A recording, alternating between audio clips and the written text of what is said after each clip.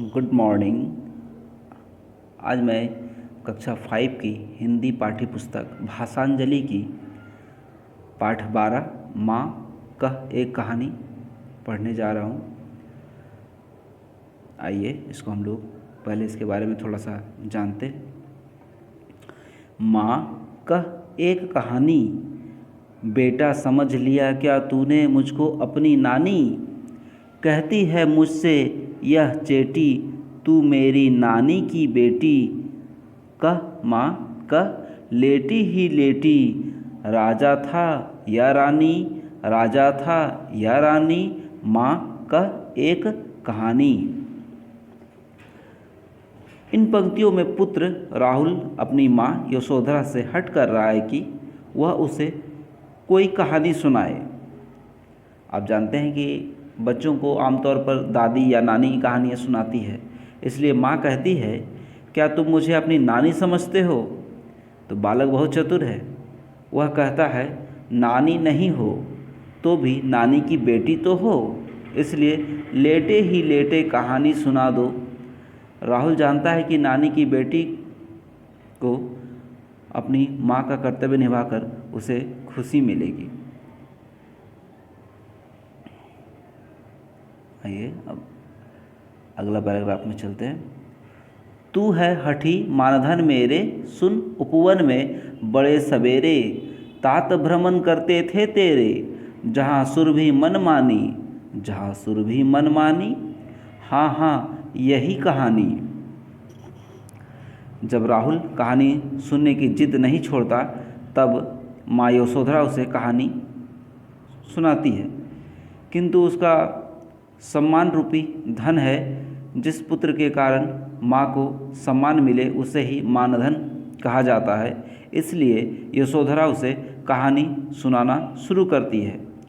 वह बताती है कि एक बार उसके पिता अर्थात सिद्धार्थ अपने बचपन में बाग में सैर कर रहे थे। बाग में सुगंध वाली हवा बह रही थी। इतना सुनकर राहुल की रुचि जाग उठती है और वह कहता है वह यही कहानी सुनना चाहता है। आइए अब अगले पैराग्राफ में हम लोग बोलते हैं। बर्न बर्न के फूल खिले थे, झलमल कर हिंद बिंदु झिले थे। हल्के झोंके हिले मिले थे, लहराता था पानी, लहराता था पानी। हाँ हाँ यही कहानी। पुत्र को कहानी सुनाते हुए माँ यशोधरा इन पंक्तियों में उस उपवन का वर्णन कर रही है जिसमें राहुल के पिता बचपन में सैर कर रहे थे। उपवन में अलग अलग रंग के फूल खिले हुए थे। उन फूलों पर ओस के कण झिलमिला रहे थे। इससे पता चलता है कि सूरज अभी पूरी तरह से निकला नहीं था। हवा के हल्के हल्के झोंकों से बाग में बड़े तालाब का पानी लहरा रहा था। यह सुनकर राहुल की उत्सुकता और अधिक बढ़ जाती है और वह कहता है हाँ हाँ वह इसी कहानी को सुनना चाहता है। आइए अगले पैराग्राफ में। गाते थे खग कल कल स्वर से, सहसा एक हंस ऊपर से गिरा, विद्ध होकर खर सर से। हुई पक्ष की हानि, हुई पक्ष की हानि, करुण भरी कहानी। करुणा भरी कहानी है। यशोधरा राहुल को बता रही है कि जिस बाग में उसके पिता अपने बाल्यकाल में भ्रमण कर रहे थे वहाँ प्रातःकाल पक्षी मधुर आवाज में गीत गा रहे थे। अचानक तीखे तीर से बिंधा हुआ एक हंस ऊपर से गिरा। तीर लगने के कारण उसके पंखों में चोट लगी थी, इसलिए वह उड़ने में असमर्थ हो गया था। हंस के पंखों में चोट लगने से वह कहानी करुणा भरी बन गई थी।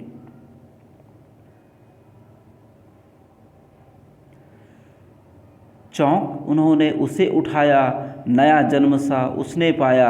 इतने में आखेटक आया, लक्ष्य सिद्धि का मानी, लक्ष्य सिद्धि का मानी, कोमल कठिन कहानी। राहुल को माँ यशोधरा उसके पिता के बचपन की कहानी सुनाते हुए बताती है कि जब सिद्धार्थ ने तीर से घायल हंस को उठाया तब मानो हंस को नया जीवन मिल गया। मरते हुए को यदि कोई बचा ले तो वह उसके लिए नए जीवन जैसा ही होता है। तभी वहाँ पर एक शिकारी अर्थात सिद्धार्थ का चचेरा भाई जिसका नाम देवदत्त था पहुँच जाता है। उसे इस बात का अभिमान था कि उसने तीर पर सही हंस पर सही निशाना लगाया। एक और सिद्धार्थ थे जिन्होंने दया और दूसरी ओर देवदत्त का अभिमान। इस दृष्टि से राहुल को लगा कि यह कहानी कोमल भी है और कठोर भी है। मांगा उसने आहत पक्षी तेरे तात किंतु थे रक्षी। तब उसने जो था खगभक्षी हट करने की ठानी अब बढ़ चली कहानी। देवदत्त ने जब देखा कि उसके द्वारा घायल किया हुआ हंस सिद्धार्थ की गोद में है तो उन्होंने सिद्धार्थ से हंस मांगा। सिद्धार्थ जानते थे कि देवदत्त हंस को मारकर क्या करेगा, खा जाएगा। इसलिए हंस की रक्षा होनी चाहिए, इसलिए उन्होंने देवदत्त को नहीं सौंपा। देवदत्त स्वभाव से ही खगभक्षी अर्थात पक्षियों को खाने वाला था, इसलिए उसने ठान लिया कि वह पक्षी को लेने की जिद नहीं छोड़ेगा। यह सुनकर राहुल कहता है, उस शिकारी ने हट करना शुरू कर दिया, तब तो कहानी और आगे बढ़ेगी। आइए अगले पैराग्राफ में हम लोग चलते हैं। हुआ विवाद सदैव निर्दय में, उभय आग्राही थे स्व विषय में। गई बात तब न्यायालय में, सुनी सभी ने जानी, व्यापक हुई कहानी। सदैव अर्थात हंस का इलाज करके बचाने वाले दयालु सिद्धार्थ और उसका शिकार करने वाले निर्दयी देवदत्त में जब हंस को देने न देने के बारे में बहस हुई तो यह बात न्यायालय अर्थात राजा के दरबार में जा पहुंची।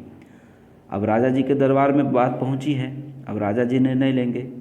वहाँ सारी कहानी सुनने के बाद सबों ने सारी कहानी सुनी और सुनने के बाद इसे सुनकर कहानी का श्रोता राहुल कहता है कि सबने यह कहानी सुन ली और जान ली, तब तो यह कहानी व्यापक हो गई अर्थात सब जगह फैल गई। यह कोई छिपी हुई बात नहीं रही। तो अब आइए अगला पैराग्राफ में हम लोग चलते हैं। राहुल तू निर्णय कर इसका, न्याय पक्ष लेता है किसका। कह दे निर्भय जय हो जिसका। सुन लूँ तेरी बानी, माँ तेरी क्या बानी, मैं सुन रहा कहानी। जिस प्रकार देवदत्त के तीर से घायल हंस सिद्धार्थ के सामने गिरा और कैसे उन दोनों भाइयों का झगड़ा न्यायालय में जा पहुंचा, जहां तक की कहानी सुनकर यशोधरा राहुल से पूछती है कि वह बताए कि न्याय इस मामले में किसका पक्ष लेगा। वह उसे कहती है कि निडर होकर बता दो कि जीत किसकी होनी चाहिए। इस प्रश्न से पता लगता है कि यशोधरा राहुल के मन को टटोलना चाहती है कि वह दयालु का साथ देगा या निर्दयी का। राहुल उत्तर देने से बचता है, इसलिए कहता है कि मैं तो कहानी सुनने वाला हूँ, मेरे कहने का क्या महत्व। तो आप बताइए, आप बच्चे किसका साथ देंगे, किधर इसका निर्णय होना चाहिए और किसको मिलना चाहिए ये हंस। तो चलिए आगे हम लोग इसको पूरा करते हैं। कोई निरपराध को मारे तो क्यों, अन्य उसे न उबारे। रक्षक पर भक्षक को बारे, न्याय दया का दानी, तूने गुनी कहानी। हंस को मारने और बचाने में देवदत्त और सिद्धार्थ के झगड़े की कहानी सुनकर जब यशोधरा राहुल से उसका निर्णय पूछती है तब पहले तो राहुल उत्तर देने में आनाकानी करता है, लेकिन बाद में निर्णय देता है कि जब कोई किसी निरपराध को मारे तो दूसरे व्यक्ति को उसे बचाने का अधिकार होना ही चाहिए। रक्षक का पक्ष लिया जाना चाहिए, ना कि पक्षियों के भक्षक का, क्योंकि सच्चा न्याय तो दया का ही दानी होता है। न्याय दया का दानी होता है। राहुल के मुख से यह बात सुनकर यशोधरा प्रसन्न हो जाती है और कहती है कि उसने कहानी को बिल्कुल ठीक तरह से सुन लिया है, समझ लिया है। वास्तव में राजा ने भी यही निर्णय दिया था कि बचाने वाला का महत्व मारने वाले से अधिक है, इसलिए हंस सिद्धार्थ के पास ही रहेगा। तो आप लोगों ने सुना कहानी, और इस कहानी से आप लोगों को क्या शिक्षा मिलती है बच्चों, कि हमें किस प्रकार का बनना चाहिए, दयावान होना चाहिए या हम लोग को भक्षक होना चाहिए। इसकी हम लोगों को इस कहानी से पता चलती है कि हम लोगों को बिल्कुल अपने जीवन में दयावान होना चाहिए। पेड़ पौधे, पशु पक्षी, मानव के प्रति दया का भावना रखनी चाहिए। इसी के साथ धन्यवाद आप लोगों का।